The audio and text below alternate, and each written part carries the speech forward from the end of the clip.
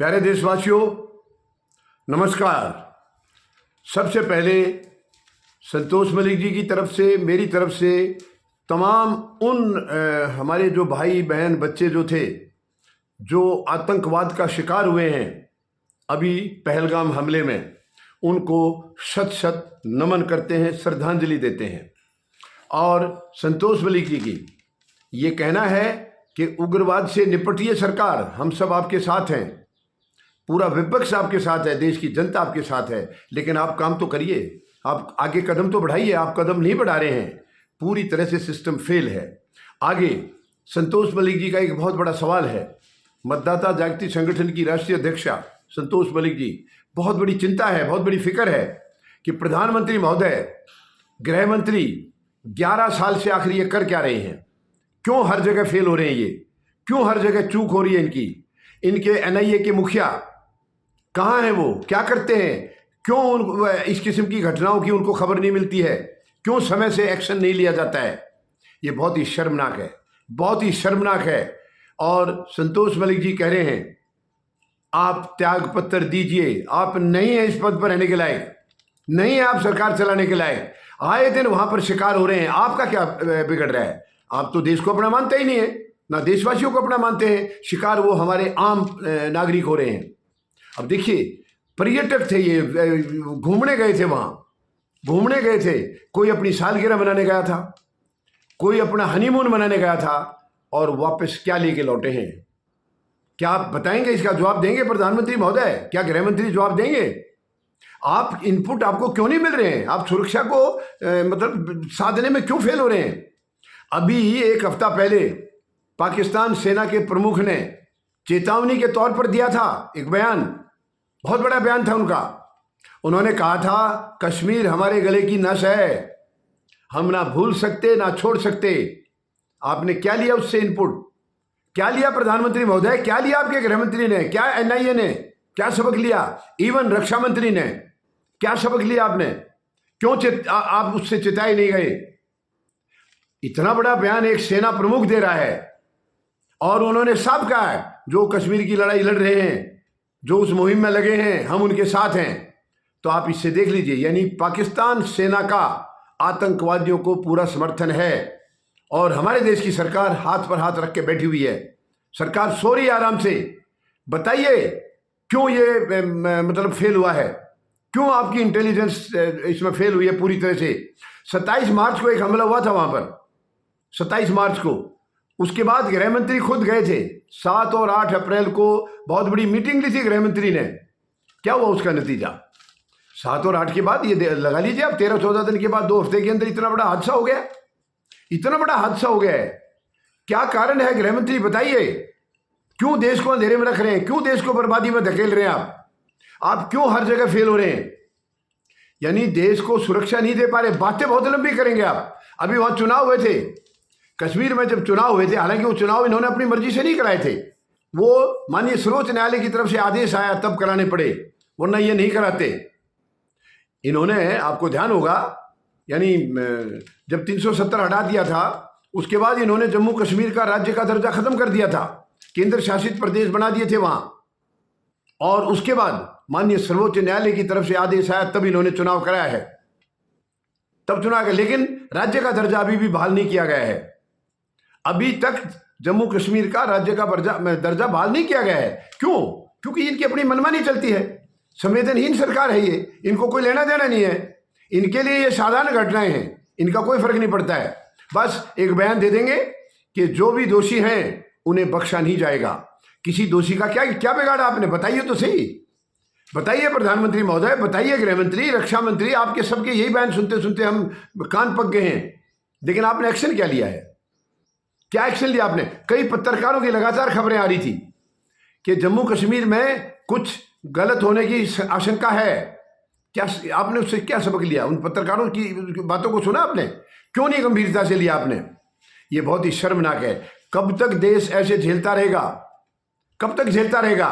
बस इतना बड़ा हमला हो जाए, परिवार बर्बाद हो जाए, आपका एक बयान आ जाए कि हम जो है दोषियों को बख्शेंगे नहीं, और 1 लाख 2 लाख 4 लाख रुपए उनको पकड़ा दीजिए, बस आपकी छुट्टी खत्म।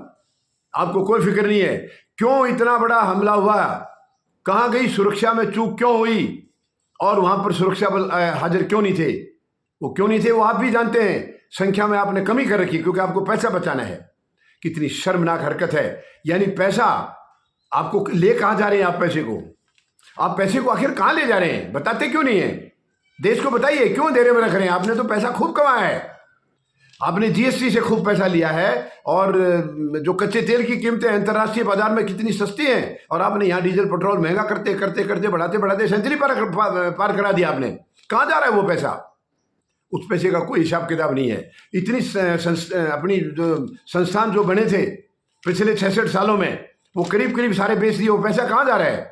पैसे का कोई हिसाब किताब नहीं है। और यहाँ भी आपने सेनाओं में भर्ती की जो कमी की है, सेनाओं में जो कमी की है वो पैसा बचाने के लिए की है। इससे ज्यादा शर्मनाक और क्या होगा? यानी सुरक्षा के मामले में आपकी इतनी लापरवाही। ये जितने आपके और वायदे थे, जितने भी किए थे इस 11 साल के दौरान, सारे जुमले साबित हुए हैं। लेकिन कम से कम सुरक्षा के मामले में तो जुमले नहीं होने चाहिए थे। सुरक्षा के मामले में तो खड़े उतर जाते। प्रधानमंत्री महोदय जवाब दीजिए, आपकी सरकार पूरी तरह फेल है, टोटली फेल है। किसी भी फील्ड में ये कामयाब नहीं हुई है। ना रोजगारी दे पाई है, रोजगार मतलब खत्म होते चले गए। आपने तो बहुत हुई महंगाई की मार ये बोला था, वो महंगाई का क्या हाल है आज? आप काला धन लाएंगे, 15-20 लाख सबके खाते में आ जाएंगे, वो सारे जुमले हो गए। कोई बात नहीं, देश ने झेल लिया। लेकिन ये सुरक्षा के मामले में आपकी चूक क्यों है? लगातार चूक क्यों है? पुराना एक बहुत बड़ा आतंकवाद हुआ था, उस हमले की याद दिला दिया है।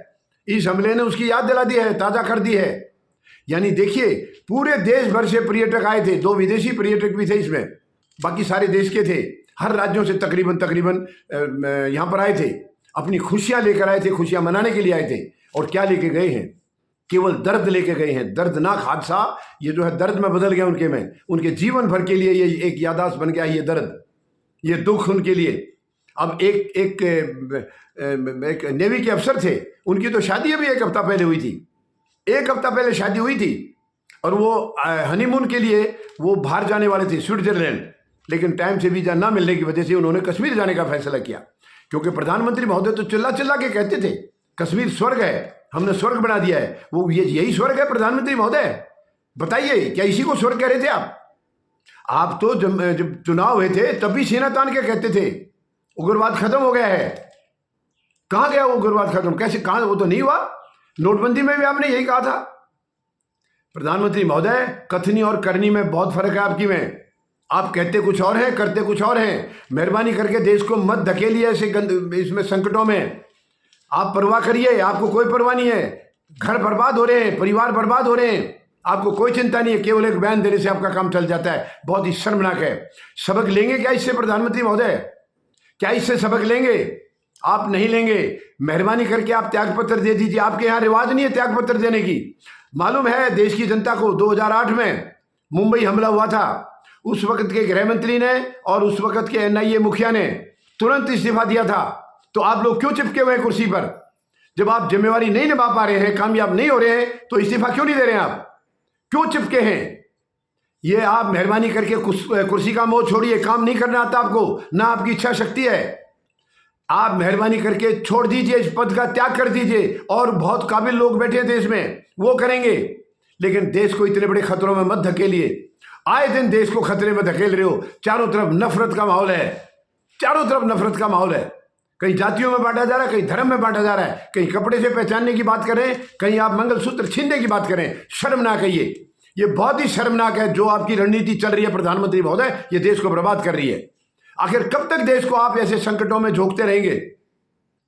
आप अपनी इस कुर्सी मोह को त्यागिए। नहीं कर सकते आप काम। देख लिया 11 साल में जनता ने, आपने केवल दर्द दिया है, कुछ नहीं दिया, और केवल दर्द दिया है। सुरक्षा में भी आपने चूक कर दी, इससे ज्यादा और क्या होगा?